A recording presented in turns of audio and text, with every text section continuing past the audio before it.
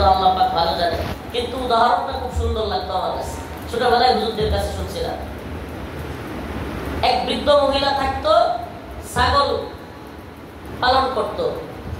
তো একদিন ওই বনের পাশে তো একদিন একটা বাচ্চা তার ছাগলের সাথে দেখলো। আসলে সেই বাচ্চাটা ছিল সিংহের বাচ্চা। তো ওই বাচ্চাকে উনি ছাগলের সাথে নিয়ে আসলো, ছোট বাচ্চা।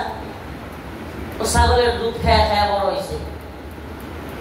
এক পর্যায়ে ওই ছাগলের বাচ্চা আর সিংহের বাচ্চা একটু বড় হয়ে গেছে, এখন দুধ খাওয়া নিয়ে পারাপারি। ছাগলের বাচ্চা তো শিং আছে, কি আছে?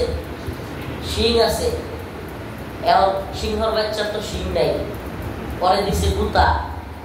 ও কয়, আল্লাহ, ছাগলের বাচ্চার মতো যদি আমারও দুইটা শিং থাকতো তাহলে তো আমিও ওরে গুতা দিতে পারতাম। আবার বলে, সিংহের বাচ্চা